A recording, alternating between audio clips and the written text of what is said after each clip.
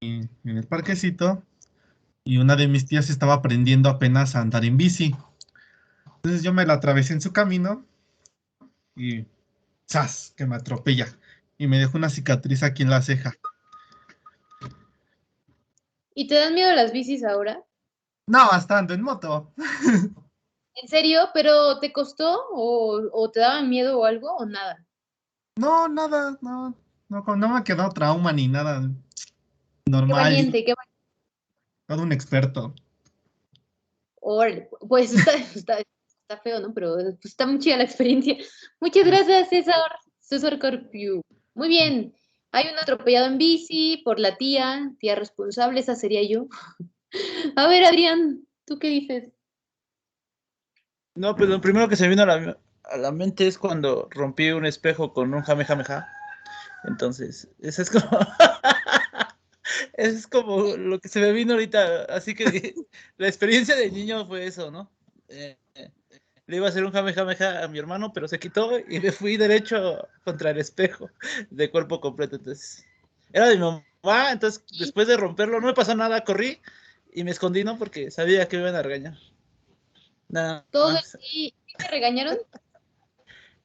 Sí, después de preguntarme cómo estaba, ¿no? Pero sí me regañaron. Ay, qué feo. Oye, ¿no te cortaste? No, todo bien. Limpio el Jamejameja. El experto. Qué traviesillo. Bien. Oye, oiga, nadie se traumó con nada. O sea, de verdad, con nada. Por ejemplo, mi papá me aventó a la alberca porque decía que instintivamente sabemos nadar y yo no sé nadar gracias a eso porque jamás me volví a meter a las albercas. Gracias, papá. Te debo un trauma.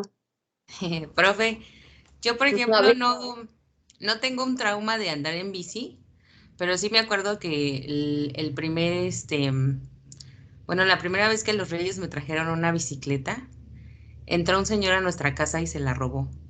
Entonces, pues ya nunca aprendí porque pues ya no me la volvieron a traer. No sé si la volví a pedir, la verdad creo que no, pero pues nunca aprendí a andar en bici porque creo que ya no volví a pedir una bicicleta. no, está horrible eso, oye. Bueno, ojalá hayas hecho feliz a una niña, o un niño, pero ¿qué onda con el señor robándose juguetes de otros niños? Está bien horrible eso. Bueno, pues no es un trauma, pero lo recuerdas, ¿no? Está gacho. Ay, no, muchas gracias, Gloria. ¿Y los demás qué onda? ¿No quieren compartir? Que a ver quién está por aquí. Oigan, hoy no vino Iván, ni Jenny, ni Janet, ni Fabiola. A ver, César, ¿tienes otra? Bueno, si quiero una experiencia que dejó trauma, yo tuve de chiquito, este, yo tenía como 7 años, tal vez 6, ni me acuerdo, pero había salido la película de It, la del payaso, la primerita.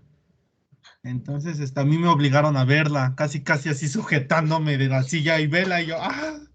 Y pues me espanté con los payasos y sí me traumé hasta que, este, pues hasta los 16 creo que viví con ese trauma de que no me gustaban los payasos y los veía y ¡ah! ¡Qué miedo! Como que no había responsabilidad de lo que los niños veíamos, ¿no? Porque, pues eso no es una película para niños, ni Chucky, ni No, ninguna de Disney. Chucky sí, Chucky ni da miedo, o sea, un A patadón lo mí sí. avientas para allá, ¿no? Pero el payaso Pero era nivel. eso es muy feo, o sea, eso para un niño sí es como muy agresivo, ¿no? Yo creo. Bueno, para los niños de antes, creo que ahora ya juegan cosas más horribles, ¿no? En el Xbox. Ya se Sí, ven desmembrados y cosas así. sí, Oh, los payasos. A mí también me traumó eso. Y no podía ver los payasos, me daba mucho miedo. yo Ahora tampoco. solo los que hacen chistes como léperos en el metro. No me caen bien. Muy bien, los payasos. Muy bien, trauma para eso. A ver, Álvaro, ¿te traumó eso también o qué? No, profesora, a mí me ¿No? traumó otra cosa. Se va a ir, ¿cómo le voy? Bueno, pues yo creo que a todo mundo, ¿no? O quién sabe. Pero a mí algo que sí me traumó de pequeño fue que, bueno, estaba pequeño, tenía 6 años, iba en primero de primaria. A mí me gustaba mucho una niña que se llamaba Elizabeth. Esa niña, pues yo le dije que si quería ser mi novia, que me gustaba mucho, y me dijo que no, que yo le daba asco. Ajá, Está ya horrible. después, ajá, Se y pasó de mí. al ratito siguiente, pues me fui, me fui a la bardita en el tercer piso y veo a la niña besándose con otro niño. Yo dije, bestia. Y fíjense ¿Qué? que sí fue trauma, porque hasta la fecha yo soy de esas personas que no les habla, nunca tomo iniciativa con las mujeres. Ajá, por el miedo al rechazo, así de, no manches. Hasta la fecha, ¿eh? Y sí, yo pensé que no había sido trauma, pero sí es trauma. Un soldado caído. Fíjense, Álvaro está detectando, ¿eh? O sea, ahora de adulto eso sí me marcó, tanto que yo no les puedo decir porque... Y tal vez, pues ya no le duele Giselle, se llamaba, ¿no? La niña. Ya no les duele Gis, pero No, hay algo. Elizabeth, Elizabeth, pero hay algo. La traición, el puñal justo en el corazón. Y hacia allá pues vamos, no, ¿eh? de hecho lo que me marcó en sí fue la contestación, el de me das asco. Eso fue lo que me marcó. Esa parte del chavo, pues no, ni tanto. Pero sí de que decía que yo le daba asco. Eso sí me marcó. Ay, no, no nos das asco, Álvaro, pobrecito, no. No, o sea, está feo, qué horrible. ¿Y qué dicen? Los niños son bien sinceros, ¿no? Pero más bien los niños, ¿será que son naturalmente sinceros? Son el reflejo de lo que somos socialmente. Más bien, bueno, ahí están las experiencias. Hay más, ¿eh? Seguramente. Uy, yo les puedo contar miles. Les voy a contar otra. Ay, mis traumas de niña. Fíjense que de niña yo me acuerdo mucho, hay muchas experiencias. Me acuerdo mucho de una escena así como si fuera película hollywoodense, así mi mamá como en llamas, casi así a punto así como de agarrarse a golpes con alguien. Y esa escena, me acuerdo que fue en un teatro porque íbamos a cambiar de escolta. Entonces yo era la abanderada, ¿no? Y pasa que me quitaron de la bandera porque yo no era güera. En serio, ¿eh? Esa es la razón. O sea, lo recuerdo así perfectamente bien a las maestras diciendo, quítenla porque no es güera y desentona la escolta. Entonces, me quitaron.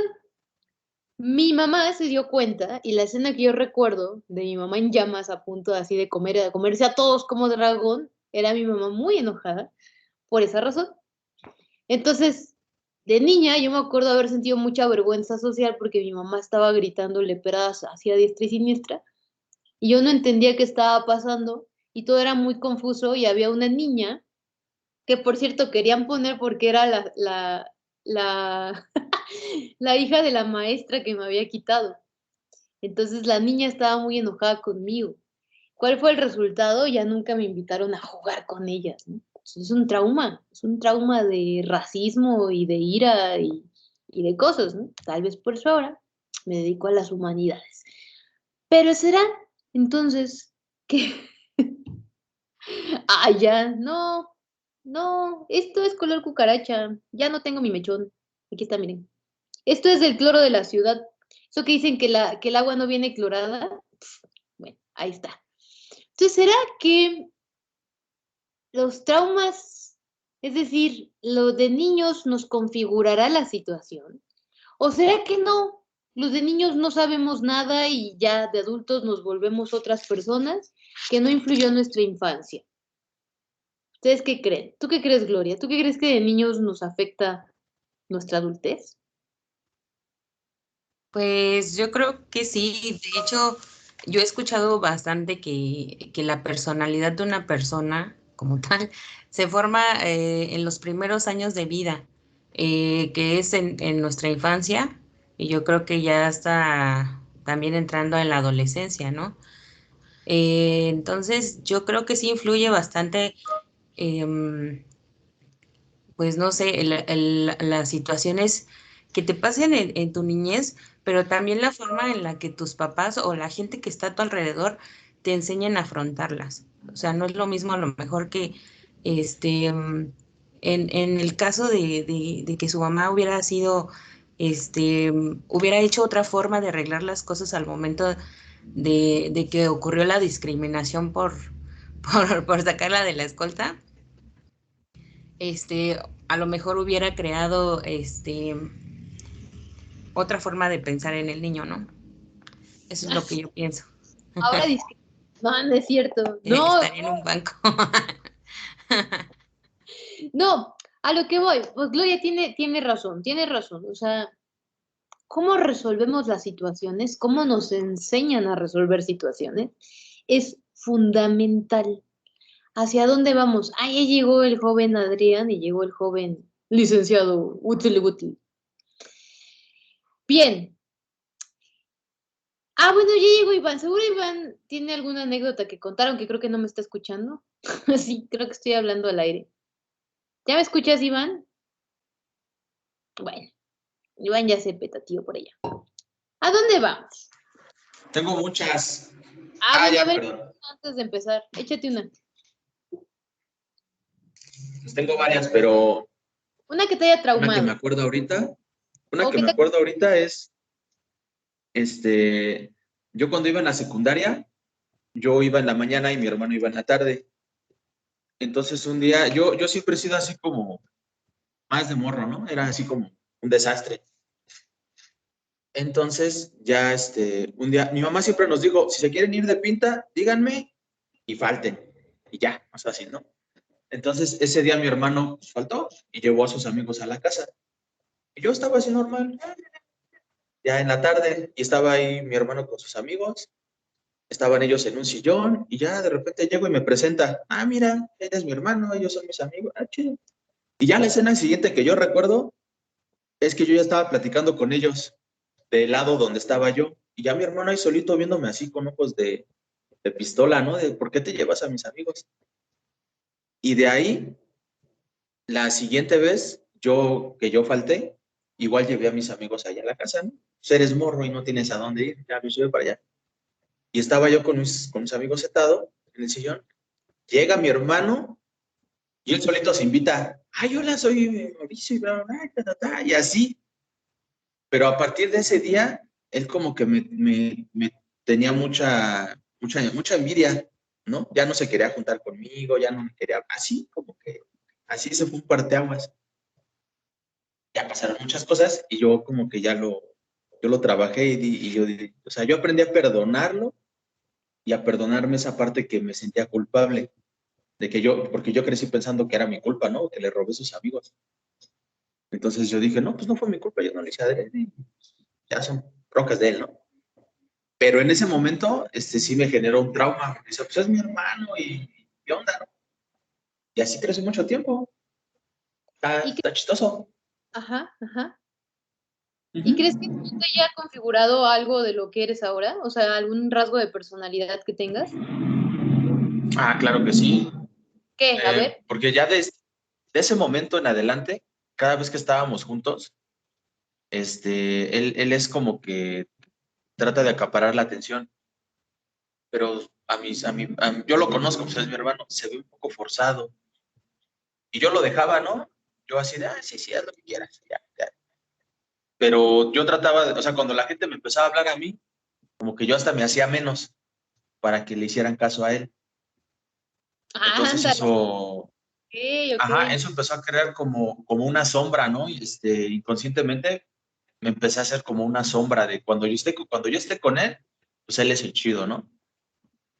Pero yo inconscientemente sabía que, pues que yo mismo me hacía menos. No es que quién es mejor o quién es peor, ¿no? Cada quien tiene sus habilidades, pero yo mismo me hacía menos para no hacerlo sentir mal a él y yo tampoco sentirme mal.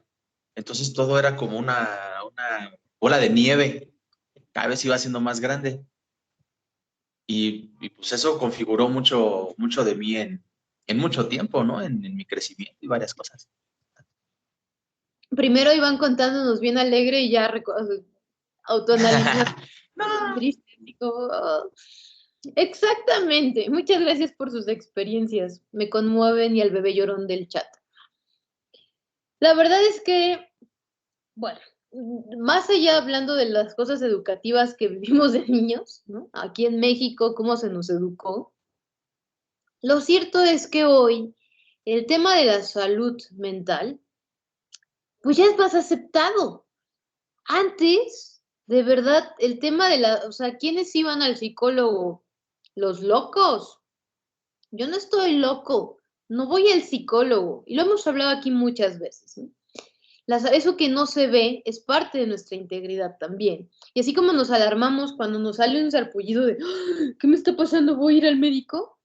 Cuando uno deja de dormir, uno no puede dejar de llorar, uno está estresado, de mal humor todo el tiempo, uno debería ser capaz de decir, tengo un sarpullido en eso que se llama mente. Por cierto, no crean que eso tiene mucho tiempo. En pleno 2021 seguimos batallando. Apenas, por ejemplo, el tema de no sé si han visto, pero la señalética de discapacidad, antes era un hombrecito, una viñetita en silla de ruedas, ¿no? O sea, lo topan. Ahorita la señalética ya es un cerebro como con muchas órbitas, porque ya se acepta justamente que el autismo, el Asperger, el Down, la ansiedad, la depresión, son discapacidades intelectuales. Y sí, la depresión hoy ya es catalogada como una discapacidad intelectual. Por eso de échale ganas, Adrián, sí puedes salir de la depresión. Claro, no se me había ocurrido que echándole ganas salgo de la depresión. Pues no, es una condición. Y esto no es novedad que sea tan reciente que apenas estamos como entendiendo que eso es una cosa de cuidado. ¿Por qué? Estas son imágenes de hospitales psiquiátricos por ahí de 1960. Eso que vemos en pantalla, por ejemplo, en la esquina inferior izquierda, en tinas, son baños termales. No creas que se la pasaban a todo dar, ¿eh? O sea, eran baños termales a 50 grados, o sea, hasta que le salieran ampollas en la piel para curar la orientación sexual. Ah, ¿te gustan los hombres? Pues métete a hervir, corre. Ajá, hoy es como, ¿qué? Pero por supuesto, la salud mental no fue importante durante mucho tiempo. Y a pesar de que surgió la modernidad, de que dijimos, hoy somos los entes racionales, nunca echamos luz en eso que no se veía. Sí, los filósofos reflexionaron mucho si existía una mente y bla, bla, pero la gente que no era cuerda no era susceptible de ser llamada racional. ¿Qué otra imagen tenemos? A ver, déjenme ver. Ah, esta, ¿no? Es que esta persona habla sola. Ay, perdón. Esta persona habla sola. ¿Cómo la curamos? Sácale el humor. Es decir, mételo, ponlo ahí en la silla para que o le achicharremos el cerebro y deje de hablar sola, porque de hecho va a dejar de pensar del todo. O sea, los electrochoques. O le hagamos un hoyo con un sacacorchos, básicamente a que se le derrame así la sangre poco a poco. Y pues se desangre y quede débil. Estas eran las formas de curar, ¿eh? Y bueno, y esta persona que está aquí, cuando le dices a alguien, estás histérica, bueno, eso es muy violento, ¿eh?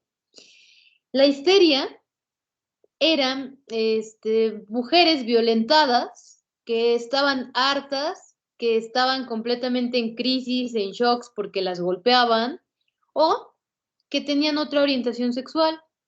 Entonces lo que hacían era curarlas, hacían una plaza pública donde estaban todos, desnudarlas o las colgaban en una silla, o sea, por ejemplo, en una viga, tenían una silla colgando, entonces las sentaban a que dieran de vueltas hasta que vomitaban, o las masajeaban, o sea, públicamente las masajeaban sus genitales para hacerlas tener orgasmos públicamente, para corregirles la orientación sexual. ¿Qué?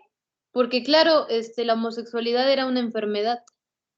Todavía hay lugares donde se cree que la homosexualidad es algo que se puede curar. Las terapias de conversión, porque no estás bien de tu cabecita. Bueno, hoy vamos a hablar de este señor llamado Sigmund Freud, con su foto de Te voy a descifrar el alma. Bueno, Sigmund Freud, 1900, fue un revolucionario del siglo XX. Y cuidado, porque hay cosas que particularmente, o sea, de forma personal, yo no converjo con Freud, pero sin duda marcó un camino distinto para entendernos hoy en día. Si a alguien le debemos que nos podemos curar a través de la palabra, es Freud. Y si hoy sabemos que violentar a través de la palabra es violencia, también se lo debemos a Freud. Resulta que Freud, ahorita no vamos a decir nada, fue alguien que marcó un camino distinto en medio de un mundo cientificista. Cabe destacar que Freud nació en Freudberg, todavía en el Imperio Austrohúngaro, y bueno, nació y un año después empezó pues la guerra y la separación, y migró a Viena. Esto va a ser importante, porque Freud era judío. Los papás de Freud fueron comerciantes judíos.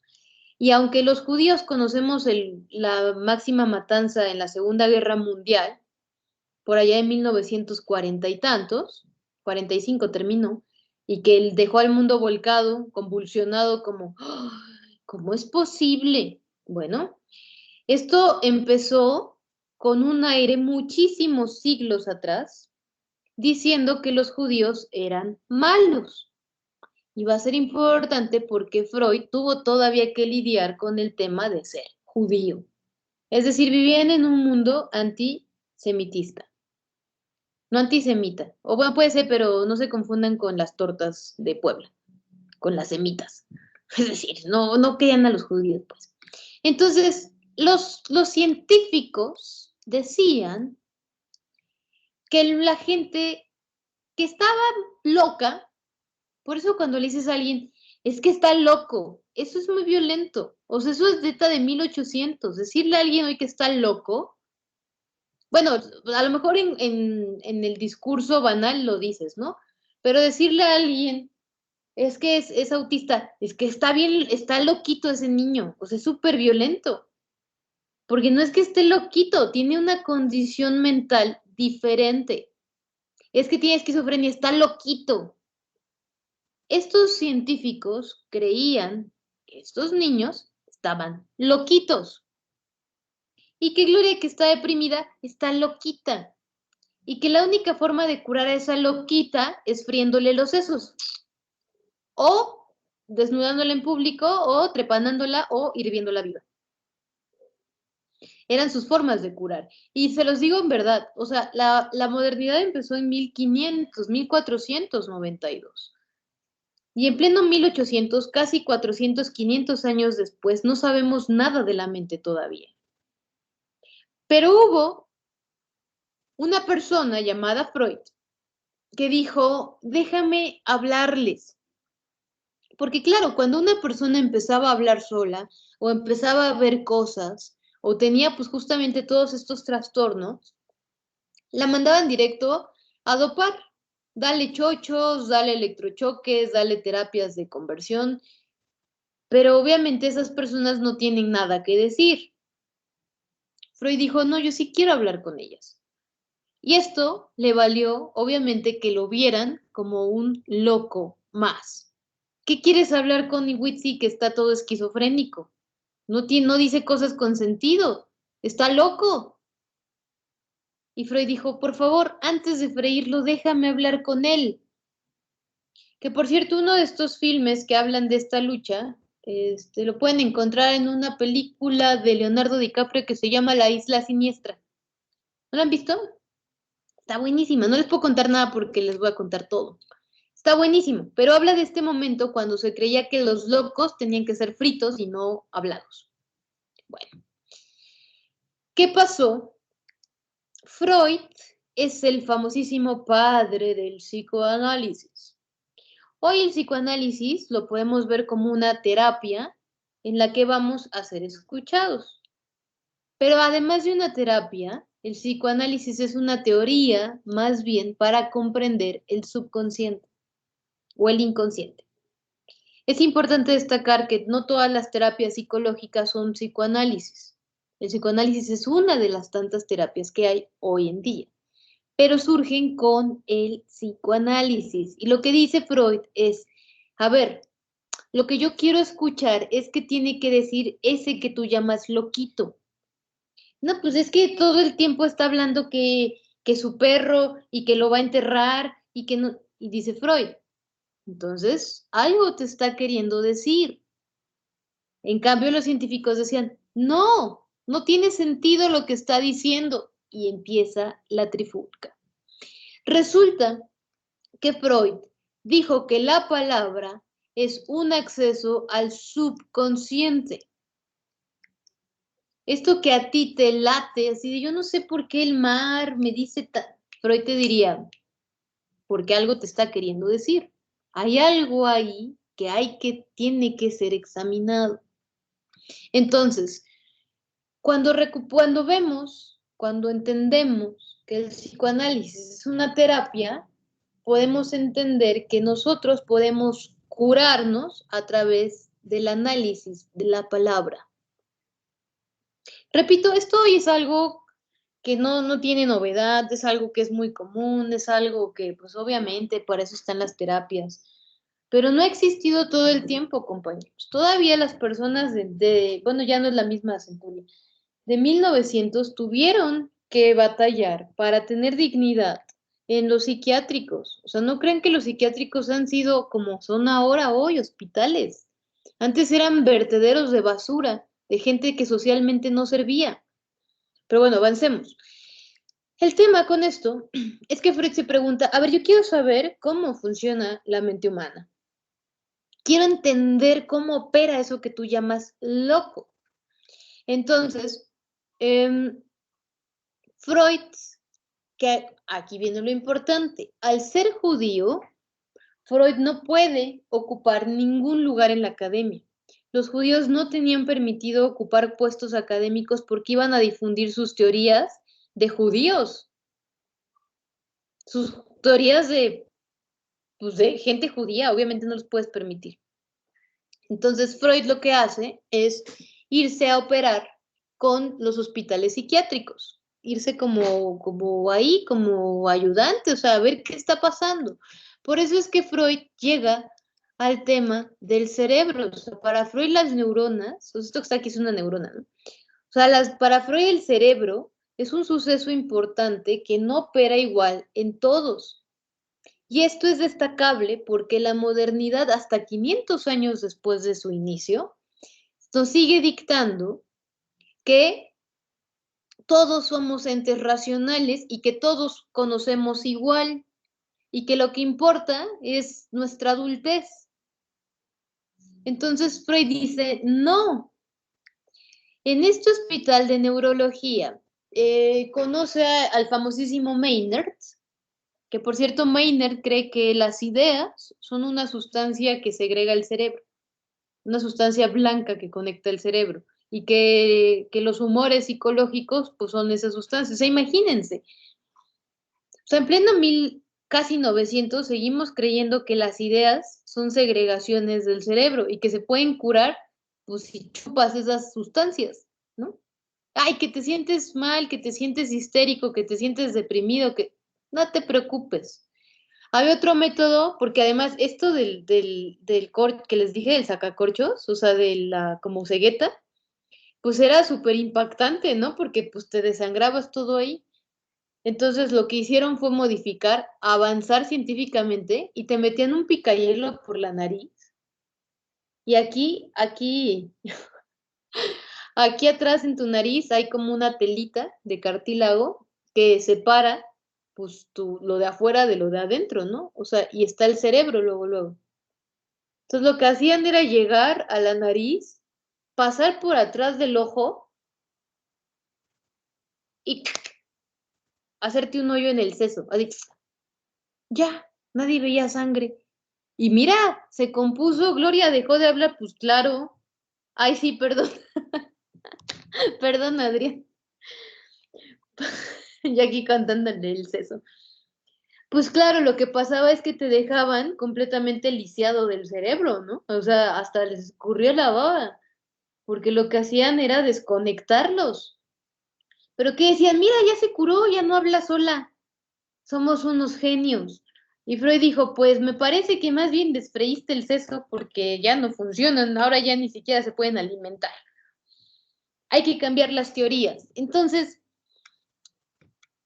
por cierto, esto es un dato curioso. Este instituto de neurología es por el mismo que pasaría este ícono que más tarde sería el gran, gran enemigo básicamente de la humanidad, llamado Hitler.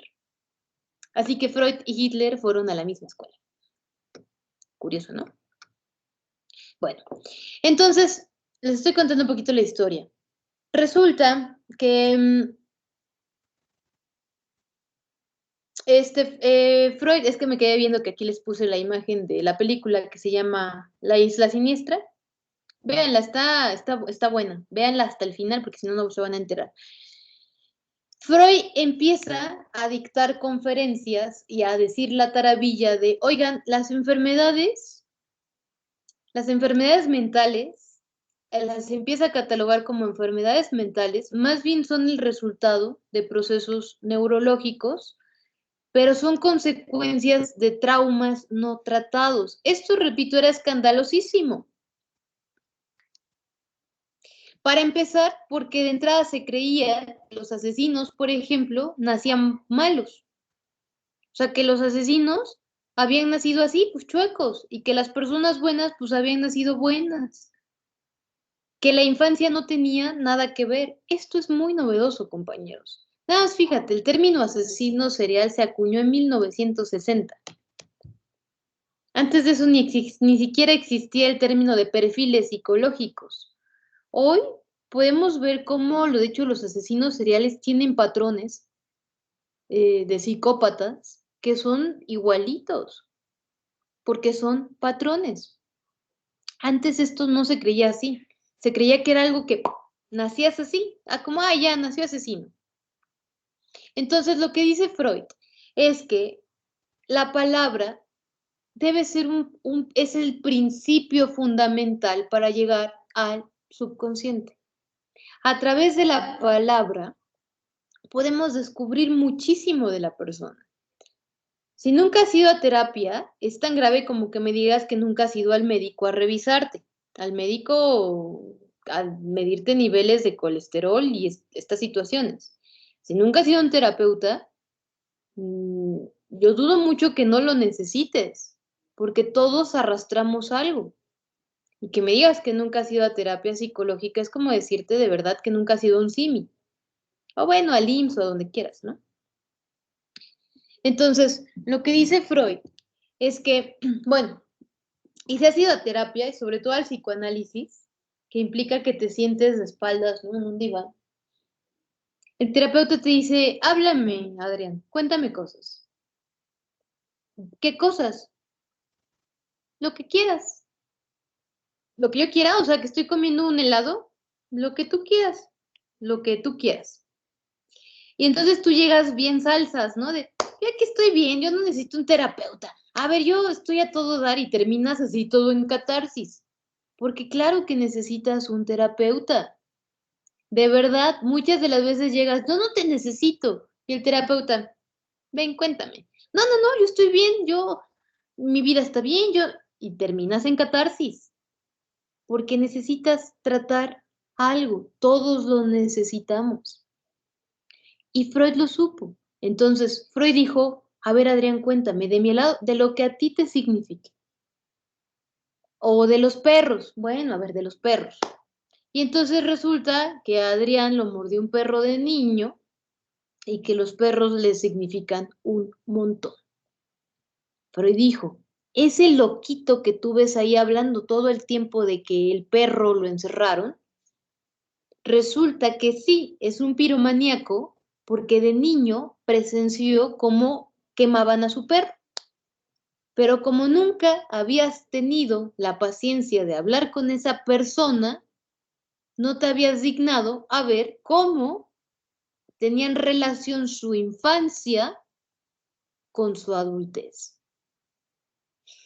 Y entonces descubrimos que existe algo que se llama psique.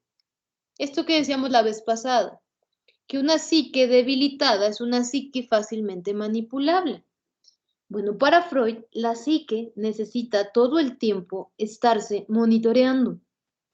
¿Qué tienes? ¿Qué traes? ¿Qué trauma traes? ¿Ustedes han visto la denuncia de este que le llamaron de manera muy sobrada y de manera, me parece, muy incorrecta, el monstruo de Ecatepec? ¿Nunca han visto la declaración? Se las dejé ahí en Moodle.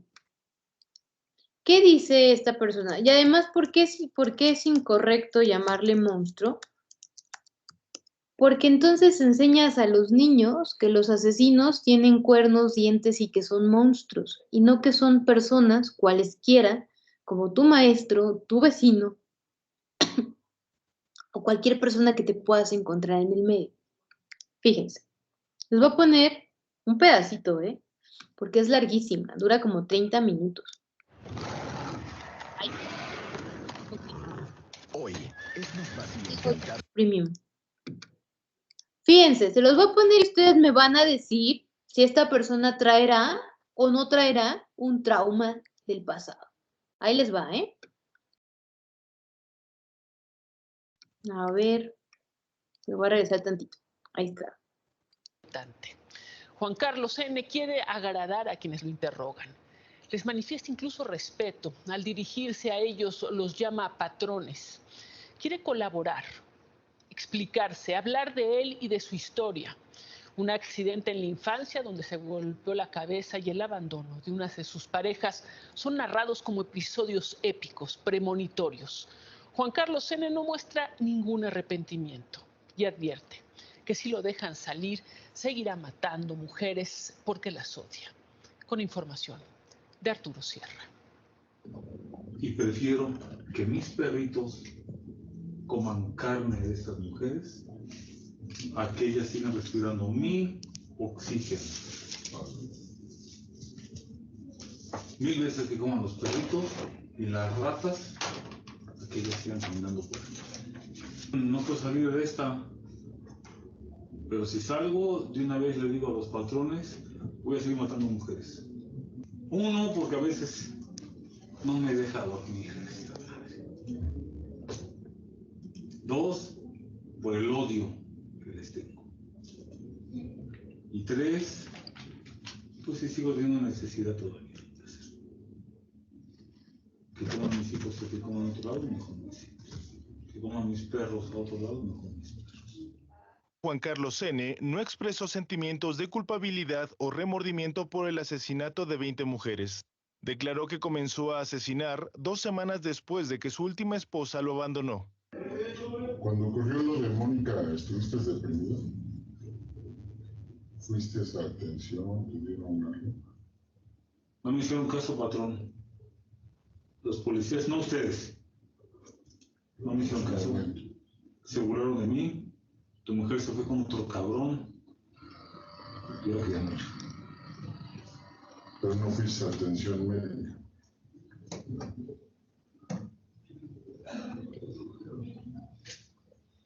Estuviste triste, llorando.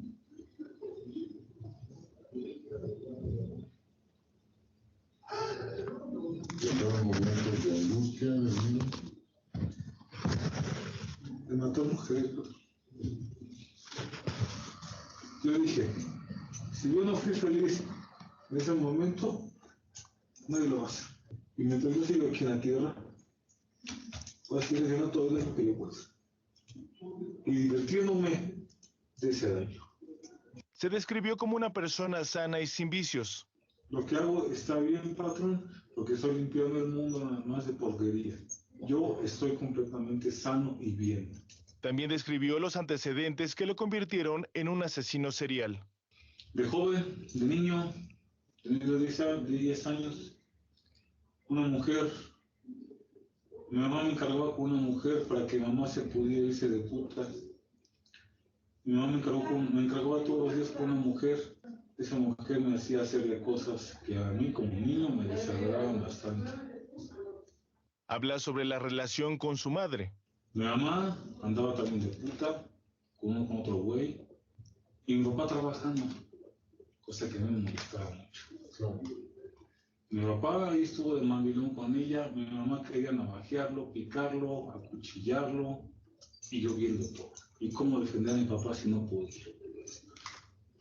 Pero yo dije, mira la pinche vieja mojotera. Jamás. También narró cómo conoció a Patricia, su actual esposa, también detenida. Mi esposa, la conocí en un bar. La saqué yo en una salida. Estaba yo así, de darle la madre a mi propia esposa antes de que fuera mi esposa. Lo que se cree. Me hizo la noche, me alivianó, me hizo reír. ¡Wow! Fue diferente.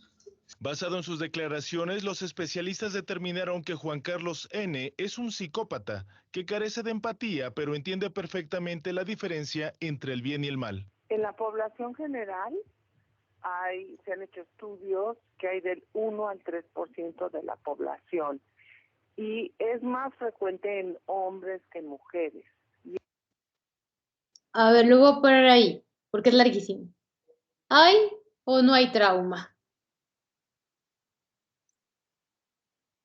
¿Cuál es el Sí hay trauma. Asesino mujeres porque mi mamá se iba de... mi pobre papá trabajaba, mi mamá lo navajeaba, mi esposa me dejó, las malditas mujeres. Y el tema es, ¿te trataste? ¿Ese dolor que sientes lo trataste? ¿Lo hablaste? No. Entonces, que no te extrañe que ese dolor se haya transformado en acciones tan aberrantes como convertirte en un asesino. Cuidado, no estoy diciendo que nos vayamos a convertir en asesinos. Lo que estoy trasladando aquí es que aquí les puse este caso particularmente porque es muy evidente el trauma. Es algo que él no trató y es evidente cómo se nota que a él le duele. Pero claro, ¿cómo vas a ir al psicólogo porque te dejó tu mujer? ¿Que no eres suficientemente hombre para conseguir otras 3? ¿Cómo salió? Pues de la peor forma posible. Esto fue lo que dijo Freud, justamente. Lo que nos sucede de infantes, por supuesto que va a afectar de manera ineludible nuestra adultez. Son signos que se van trasladando hacia otro lado y que si no los resolvemos, no los hablamos, no los sacamos, pueden convertirse en algo que determine un criterio de decisión. Qué importante, ¿eh? Repito, aquí no se creía que eso fuera posible. Los niños eran niños y los niños pues, se resuelven, ¿no? Y ya uno crece como crece. Y uno lo ve ahora. Cuando tienes niños enfrente y discutes enfrente de ellos, ¿tú crees que eso a ellos no se les penetra en su inconsciente y que se traslada a otra cosa? ¿Qué dices? Los niños no entienden. Tal vez no entienden la situación compleja que estás discutiendo porque tu marido no te da dinero, pero los niños perciben y entienden gesticulaciones y ven que estás enojado y ven que hay violencia en las palabras, aunque igual y no entiendan las palabras. Esto es lo que dice Freud. Por eso el psicoanálisis te dice, háblame, cuéntame, vamos a llegar al fondo del asunto. Y si te empiezas a hablar de caballos, probablemente hay algo ahí. Ay, espérame, ¿dónde estoy? Entonces, todo lo que vivimos en la niñez, dice Freud, deja marcas profundas, porque todo se graba como un trauma. Todo, ¿eh? Todo. Y el problema, el tema no son las cosas que te hicieron feliz. ¿Cómo crees que crece un niño al que todo el tiempo le dices, estás bien tonto, es que tú no puedes, quítate? ¿Qué estás idiota o qué? ¿Cómo crees que crece ese niño? ¿Qué va a suceder cuando tenga que enfrentarse a situaciones? Te va a decir, soy un tonto, yo no puedo, soy idiota. Uno de los grandes experimentos mentales, sociales, que han sido debatidos porque han rayado en la transgresión de derechos, es que para probar el poder de la palabra que tiene en la infancia, lo que tú le dices a un niño, es que pusieron infantes, niñitos, de 1 a 3 años, y a unos los separaron en 2 grupos, y a uno les dijeron, tú no puedes hablar, estás tonto, los tartamudos no triunfan en la sociedad, eres ridículo. Mientras que a los otros niños les dijeron, a ver, tú puedes, podemos superar ese trauma, tú eres valioso, aportas cosas. ¿Cuál fue el resultado? Los niños que fueron alentados a superar su problema no tuvieron problemas del habla nunca más. Pasó como algo más, ¿no? Mientras que los que fueron violentados todo el tiempo diciéndoles que no podían, que eran tontos, que estaban idiotas, tuvieron problemas de tartamudez incluso ahora. Los arrastraron toda su vida. De hecho, los psicoanalistas dicen que la tartamudez es un problema, un conflicto no tratado, ¿no? Y se cura justamente con psicoanálisis. Por eso les decía, ¿qué recuerdan ustedes de su infancia? Piénsenlo, ¿eh? ¿Qué de su infancia ha determinado? Witsi los dijo muy abiertamente, ¿no? También Álvaro. ¿O quién era Adrián? Yo no les... ¿Quién se enamoró de Elizabeth? Álvaro, ¿no? No les puedo hablar, ¿no? Sí, yo. Yo no puedo tomar la iniciativa, porque es algo que no traté, lo tengo ahí. Witsi dice, bueno, cuando estoy con mi hermano me tengo que hacer chiquito, porque es un trauma que tengo de su enojo conmigo. Estamos ahí. Entonces, el tema no es el aliento que tenemos, lo que nos configura en los criterios de decisión son los traumas que no resolvimos. Los traumas que traemos arrastrando que nos hacen ser violentos con eso que no podemos determinar. Bueno, aquí está el tema de Charcot, es uno de los otros, digamos, científicos, neurocientíficos con los que pudo trabajar Freud, que tuvieron la oportunidad de trabajar con estas mujeres histéricas. Estas mujeres que les digo que eran tratadas a punta de masajes públicos, básicamente violaciones, ¿no? Públicas para convertirlas a las mujeres histéricas. No hay mujeres histéricas, ¿eh? Entonces, lo que dijo Freud es, no, esto no tiene que ver con ninguna otra cosa más que con su personalidad. Entonces, él veía cómo esos masajes pues eran más que inútiles, ¿no? Porque obviamente no aliviaba. Lo que pasaba es que la gente fingía y decía, sí, ya me curé.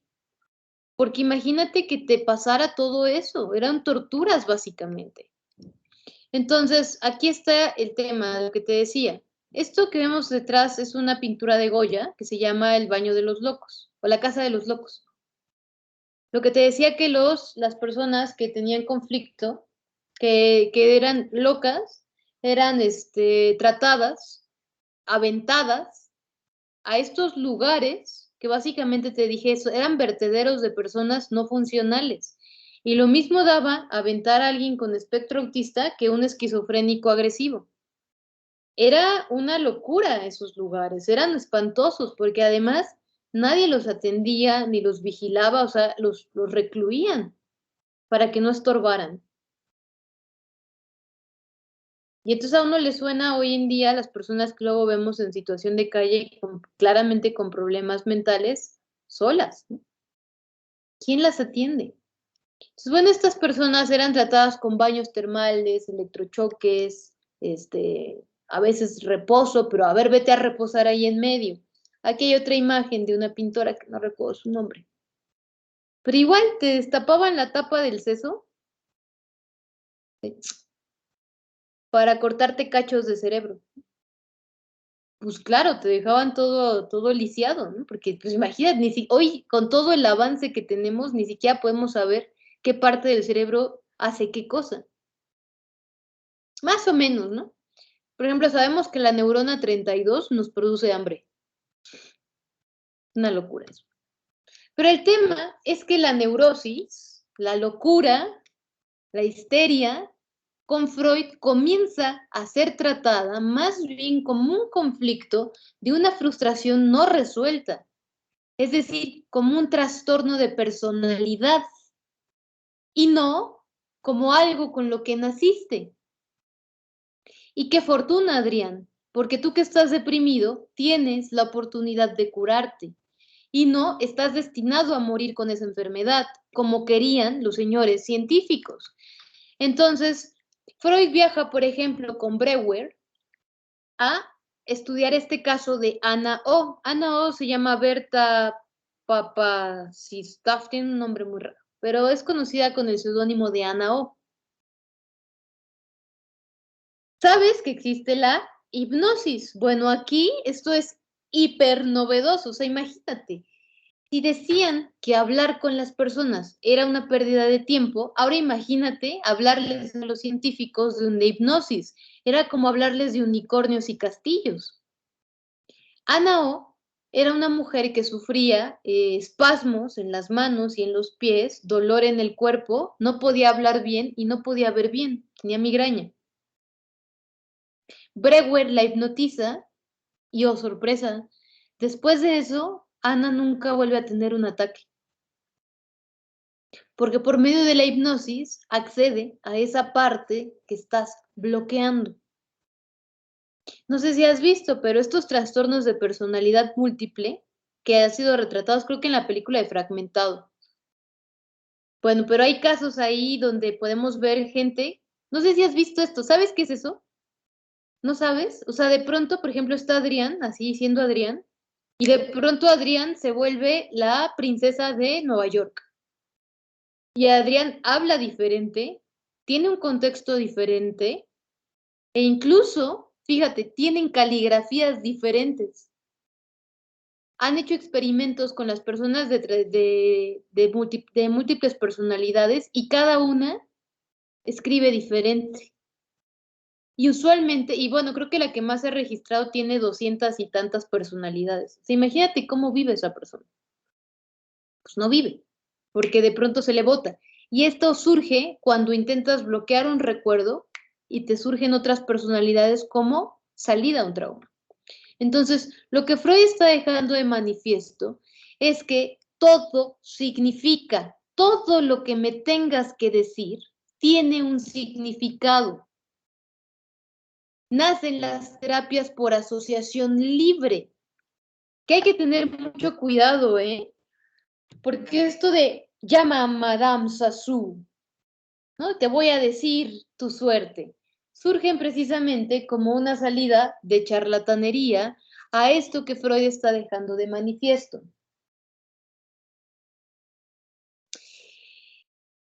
¿Se han preguntado por qué sueñan lo que sueñan? No, pues soñé con un mar y soñé que una tortuga me hablaba. Bueno, Freud te diría, háblame de tus sueños. No es que soñé con Godzilla porque vi Godzilla, a lo mejor, pero detrás de Godzilla había un calamar que volaba en un unicornio rosa. Hay símbolo en tu subconsciente o en tu inconsciente que te están diciendo, presta atención a eso. Pero si no aprendes a hacerle caso a los síntomas que te están diciendo, hazle caso a eso, es como que te duele el estómago y tú digas, ay, es que tengo hambre, y en realidad tienes una hernia ahí ya toda rota.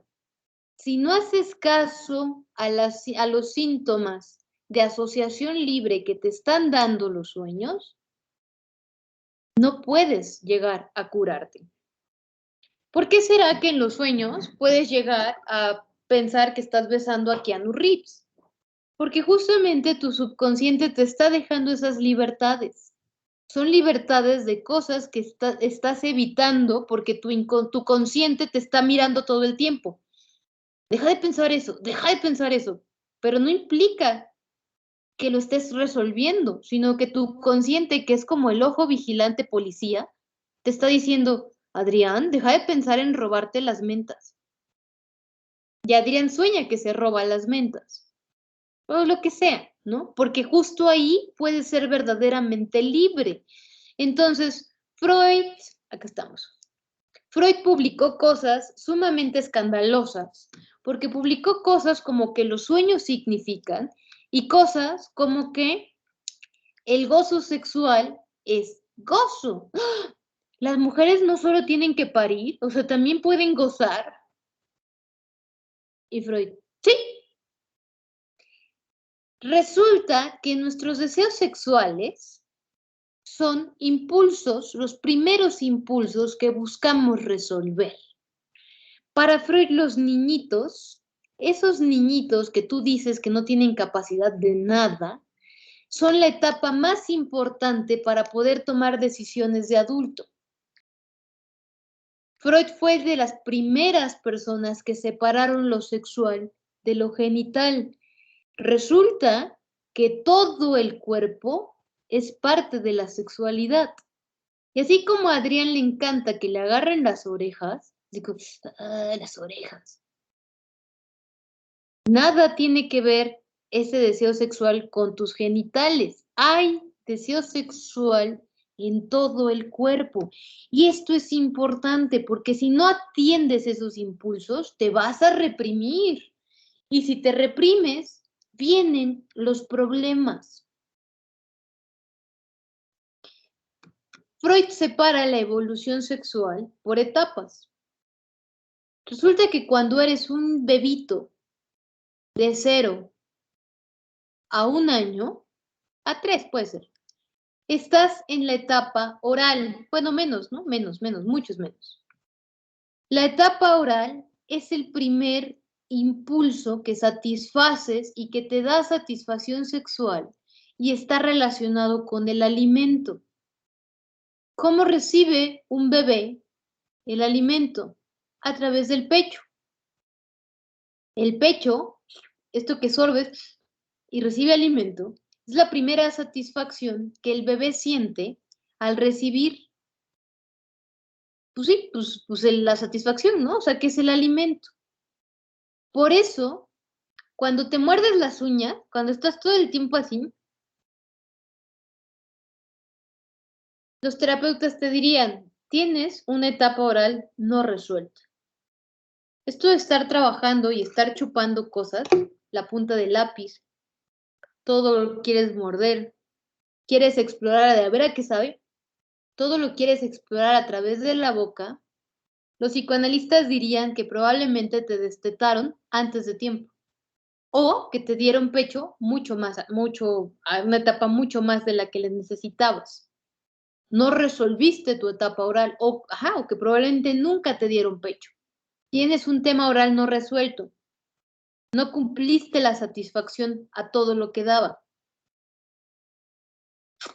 Otra etapa, después de que nos destetan, es la etapa anal. Y sí, hacer popó, diría Freud, da satisfacción. Soltar y apretar esfínteres, liberar carga, nos da satisfacción en los siguientes años de edad, que es de los 3 a los 5, cuando aprendemos a ir al baño solitos. ¿Y no has pensado por qué de pronto, por ejemplo, está Iván y dice, ay, voy a hacer todo el alfabeto con gases? Los psicoanalistas dirían, creo que tienes una etapa anal no resuelta. O estas personas que pintan cosas en los baños con popó, Freud diría, hay una etapa oral no resuelta, digo anal. ¿Qué es una etapa anal no resuelta? Cuando los niños están aprendiendo a ir al baño y les dices, y de pronto pues les están aprendiendo y no resuelven y se hacen popó en la cama o pipí, eres un cochino, lava tus sábanas, órale cochino. El niño no sabe, el niño está aprendiendo. Si tú lo reprimes, lo violentas y le dices que eso es sucio, estás generándole un trauma. Porque estás haciendo que su etapa no vaya conforme. El niño no sabe. Está aprendiendo. Y entonces tienes ahí van soltando gases diciendo el abecedario. ¿No? En el mejor de los casos. En el peor, pues se va para otro lado. Y por último, la etapa genital, que sucede entre los 4 y 5 años. Cuando los niños descubren que tienen algo colgando y que son distintos a Gloria. ¿No has visto que los niños, de pronto, los niños empiezan y se agarran en público? ¿Y qué les dices? No seas cochino, se te va a caer la mano. ¿Cómo? Y entonces empiezan los problemas, porque claro que los niños tienen curiosidad. ¿Por qué Gloria es diferente a mi mamá? ¿Por qué Gloria no es igual? Shh, de eso no se habla, niño. Eso es prohibido. Tu galletita nadie te la tiene que tocar. Tu pichirrín nadie tiene... Dice Freud, las cosas por su nombre. Tienen aparatos sexuales diferentes y tienes que resolverles las dudas que tengan, porque si no, los vas a hacer unos traumados obsesivos de sus aparatos sexuales. Y entonces tenemos niños adolescentes haciendo competencias de quién eyacula más lejos. De verdad, ¿eh? ¿Por qué? Porque no resolvieron en su momento su etapa genital. Por cierto, que hoy en día muchas de las teorías de abuso sexual suceden precisamente por no atender esta etapa. Claro que a los niños los están tocando, pero tú no les dijiste que su galletita y su pajarito. Entonces, pues los niños te dicen, mamá, mi profe me dice que le dé mi galletita. Pues sí, mijo, compártele, ¿no? Porque no les enseñaste que las cosas tienen un lugar. Y además, el hecho de que tengan curiosidad, o sea, los niños, por ejemplo, pues tienen erecciones siendo niños, porque tienen una función biológica. ¿Y qué les dices? Cochino, Adrián, tápate.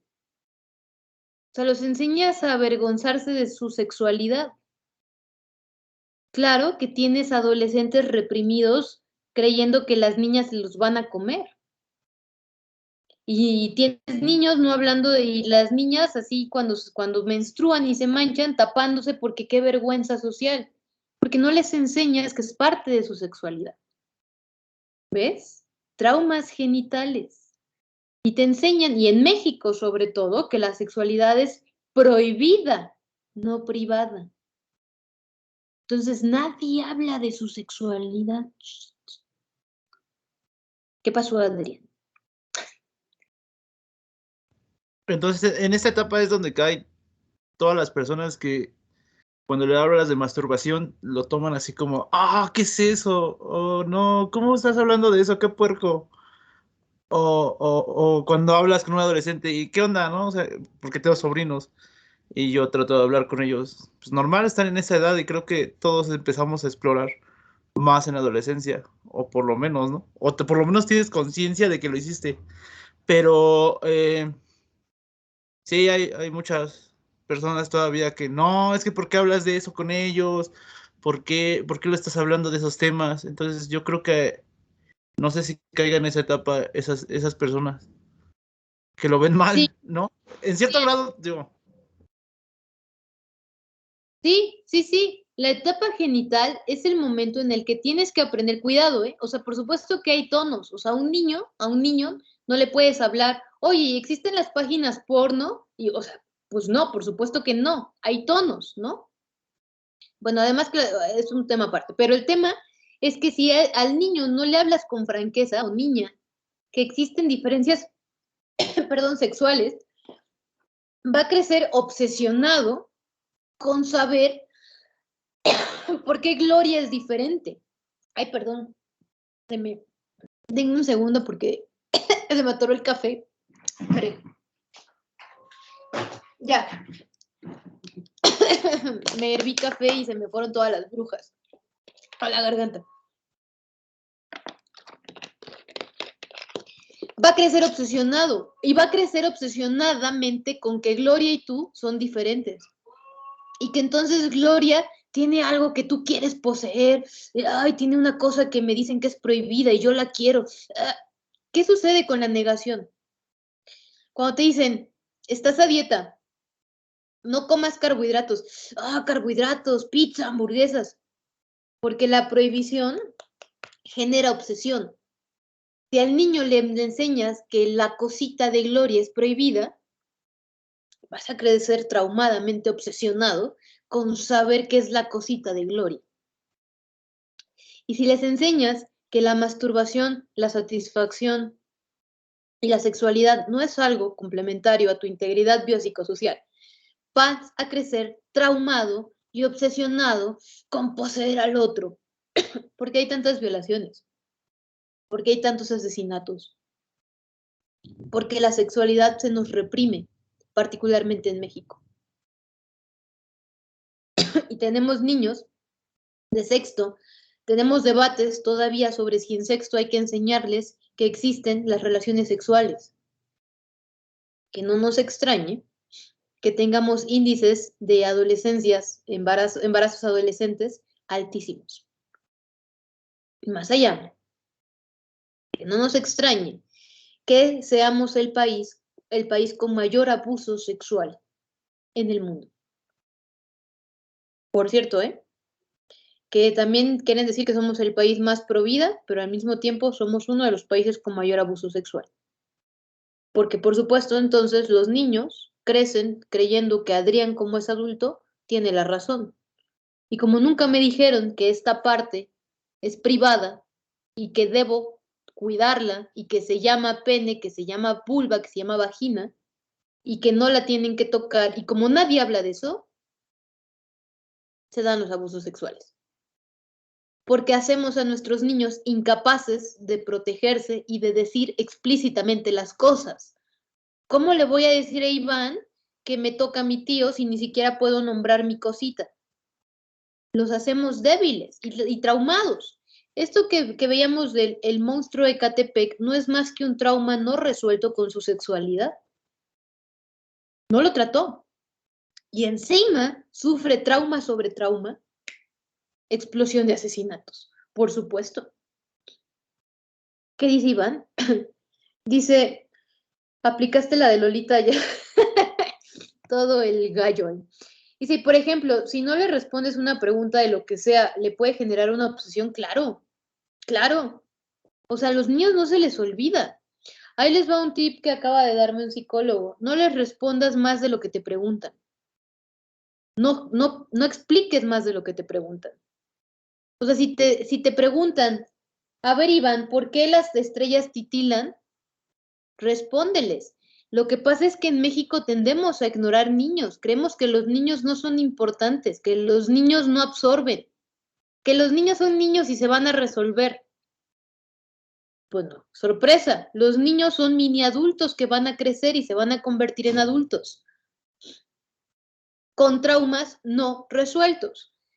Por ejemplo, dice Iván, algo hipotético, si le niegas a tu hijo las matemáticas, ¿crecería con una obsesión con eso? Probablemente, o al menos desinformado.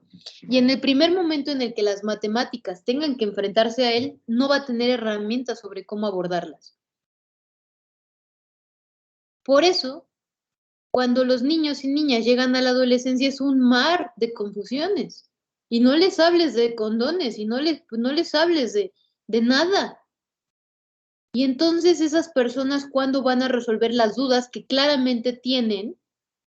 Porque Gloria e Iván no son iguales, ni siquiera entre Gloria y yo. ¿Qué sucede? Tenemos adultos diciendo, ay, mi pene es más largo que el tuyo. Me parece que es una etapa genital no resuelta. Vanagloriarse de tu aparato sexual es un trauma no resuelto. Pero nos cuesta. Y entonces fundamentamos estructuras todavía patriarcales encima de eso. Complejo de Edipo. ¡Qué belleza! El complejo de Edipo surge precisamente en la etapa genital, cuando hay una sexualidad ahí como, La niña tiende a enamorarse del papá Y el niño tiende a enamorarse de la mamá. Hay Electra y Edipo ahora, ¿no? Pero digamos que ahorita vamos a comprimir. El complejo de Edipo es la primera de las grandes circunstancias que encontramos cuando vemos que tenemos una sexualidad distinta y además vemos que nuestros padres son omnipotentes. Oh, mi papá me da todo, mi papá trabaja, mi papá es genial. Estoy enamorada de mi papá. Ay, mi mamá es genial, mira qué hermosa es. Y además le pido comida y me hace lo que yo quiero. Mi mamá es genial. El complejo de Edipo, ese momento en el que resolvemos, forma nuestro carácter y nos diferencia. ¿No han visto que los niños cuando los papás se besan, los separan? ¡No! Y los papás, espérame, eso va a definir un momento importantísimo sobre cómo va a tratar la sexualidad de adulto. No te burles del niño. Está entendiendo que hay una rivalidad de sexos y tú estás afianzándole que de hecho son diferentes y es buena la rivalidad.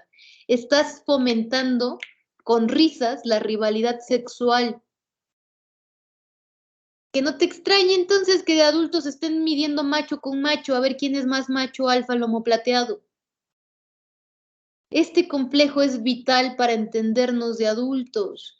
Y si me dices, yo no tengo complejo de Edipo, tenemos fotos de las mamás con las novias. ¿Ya lo están viendo?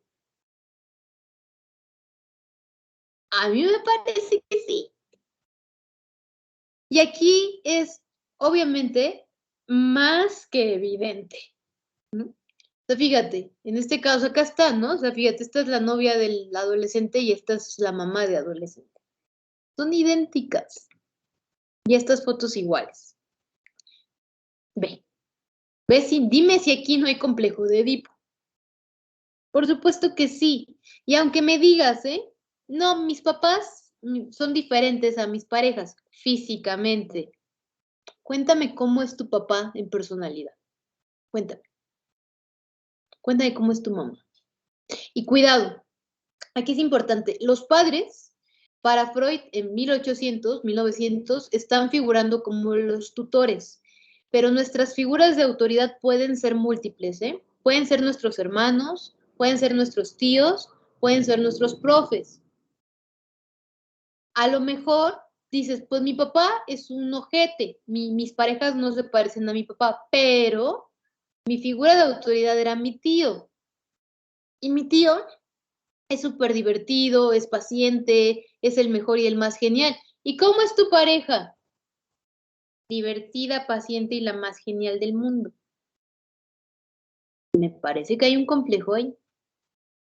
Es inevitable. El momento de sexualidad nos define cómo vamos a comportarnos de adultos y si no resolvemos la etapa, nos vamos a obsesionar bien duro. Es más, vamos a tener que resolverlo de adultos. En el mejor de los casos, en el peor lo vas a sufrir toda tu vida. Freud dice que entonces lo que deseamos será distinto a lo que hacemos. Dice Freud, el momento clave es cómo tratas la represión. Si de pronto César quiere agarrarle ahí sus cositas a Iván y les pegas, no sean cochinos, niños. ¿Cómo manejas la represión? Va a ser vital. Si en lugar lo explicitas, ellos no van a arrastrar un trauma. Aquí está el punto. En el video que vimos de la declaración, ¿cómo manejó él la represión del dolor que sintió cuando su esposa lo dejó, por ejemplo? Hay dos puntos. O la represión nos hace reflexionar para jalar al lado de la sanación, o la represión nos causa un conflicto y vamos hacia el lado de la destrucción. Agresividad y amor. Es algo que mucho más tarde Melanie Klein, alumna de Freud, le llamaría el pecho bueno y el pecho malo. Nuestros primeros impulsos se dan aquí Y cómo tú batallas con esa tensión es lo que va a definir tu eticidad de adulto. Recuerden, estamos en la clase de ética. Entonces, ¿hacia dónde vamos? Voy a ir cerrando. Es que Freud dice que tenemos una psique modelada por 3 niveles. El ello, el yo y el superyo. El ello sucede en nuestros primeros impulsos. No somos conscientes de ello. De niños, no somos conscientes, pero nos marca para generar y moldear nuestro yo. El yo es esa guía que tenemos en la realidad y que nos dice, y es que no puedo cachetear a Iván, porque no, o sea, no puedo, o sea, de niña yo los cacheteaba, pero ahora no puedo, o sea, a ver, me voy a comportar. Pero al mismo tiempo ese yo, que es lo que vemos todo el tiempo de nosotros, está modelado por algo que se llama el super yo. Y nosotros nos inhibimos porque el super yo representa el ojo de nuestros padres. Gloria, te quieres robar los chocolates, pero tu mamá te está diciendo atrás, no robes, Gloria, no robes, porque si robas, vas a ver en la casa. Esa mirada de pistola que asimilamos de las mamás o de los papás, vas a ver en la casa, te voy así con el pellizco. Eso es el super yo. Y después ya no tenemos a nuestra mamá mirándonos como pistola, pero estamos recordando, no le voy a gritar porque mi mamá me decía que no tengo que gritar. El super yo es esa, aquí fíjense, esto es importante. El super yo es moral y es muy diferente a la moralidad. Porque la moralidad te dice, Gloria, no comas colesterol. Pero Gloria dice, ay, pero ¿qué tanto es tantito? A ver, deme 3 hamburguesas. El yo se rompe. Porque es esa parte que tienes reprimida. Y que no te dejaban comer dulces cuando eras niña. Y ahora todas las noches antes de dormir te tragas 3 paletas payaso. Porque no te dejaban. A pesar de que el super yo, tu moralidad, te dice que no lo hagas. Conciencia moral y moralidad son 2 cosas diferentes. Nuevamente, la conciencia moral es la parte reprimida que está en el yo, mientras que la moralidad es el super yo que nos está diciendo cómo debemos guiarnos. Sino cómo explicamos que Hitler haya llegado a triunfar. Porque todo el tiempo Hitler se convirtió en una figura de autoridad del superyo que dijo, está bien matar judíos, qué bien, hazlo más, hijito. Esta postura antisemita se formó durante muchos siglos. Si no, ¿por qué los niños pintaban a los judíos? Les decía, píntame un judío. Y el niño dibujaba un monstruo con cuernos, con alas. Si han visto Jojo Rabbit, que es una comedia negra, acerca de esta postura, los niños se formaban diciéndoles, los judíos son malos, los judíos son monstruos, los judíos te roban. No era sorpresa que esa postura derivara en Hitler. Hitler fue un niñito formado por un super yo que le decía todo el tiempo que los judíos eran malos. O sea, su figura de autoridad le permitía decir que los judíos eran malos. Por lo tanto, su yo se formó Holocausto. Nuestras figuras de autoridad son determinantes para nuestros modelos axiológicos. ¿Quiénes son a los que estamos viendo como figuras de autoridad? Por eso es que los niñitos que tiran basura en la calle es muy probable que sus figuras de autoridad lo hagan. Porque eso es lo que nos permite guiarnos por la realidad. Pero, oh, sorpresa, por fortuna, los herederos que son Carl Jung, Melanie Klein y Adler nos dicen, y eso se puede curar, Nada de que así soy y ya no puedo cambiar. Nada de que mi papá es un macho y yo también soy macho por tanto. Puedes cambiar, porque por medio de la palabra es posible llegar a la sanación del espíritu. Fin. Por cierto, Jung es muy importante porque con Jung digamos que se obsesionó con catalogar a la gente. Es decir, esto que tenemos arquetipos sociales, estos test de Cosmopolita, de qué tipo de personalidad tienes, se los debemos a Carl Jung. Gracias a eso, hoy incluso contratan personal basándose en cuestionarios de personalidad. Si no me crees, basta ver a los Ubers. De los Ubers, de cada 100%, el 27% pasa el test de personalidad. Y les preguntan cosas tan obvias como, ¿abusarías de una mujer si va en tu parte trasera borracha, ebria? Y obviamente el yo nos dice, pues no. Pero, oh sorpresa, gracias a esos arquetipos que nos dio Jung, podemos determinar preguntas que nos llevan como un laberinto a decir, bueno, o en lo obvio me dijiste que no, pero en lo no obvio me estás diciendo que sí. Por eso es tan difícil hoy entrar a Uber, porque tiene un test de personalidad súper, súper intrincado, que es bien difícil pasar si realmente pretendes hacer cosas malas. Y no nos gusta, porque nos dicen, me salió que soy neurótica y yo no soy neurótica. Me parece que tal vez no lo quieres aceptar. Resulta, y con esto termino, los psicoanalistas te dirían, si tú estás pensando, si quieres dejar a tu marido, si quieres dejar ese trabajo, si Gloria quieres dejar esta maldita carrera, la respuesta ya la tomaste. No estás aquí para tomar una decisión. Estás aquí para entender por qué estás tomando esa decisión. Cuando te preguntas si quieres dejar al marido, ya tienes la respuesta.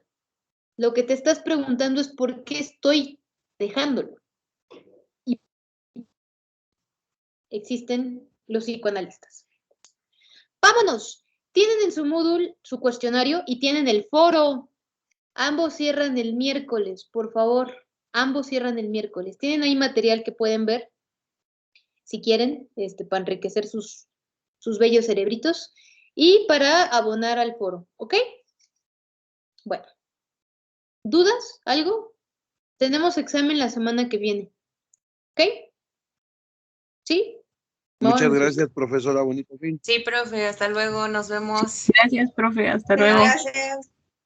Bye, Ceci, cuídate, besos. Gracias, hasta luego. Profe, bye, Sus adiós. traumas. Adiós, César. Como siempre, muy interesante su clase, profesora.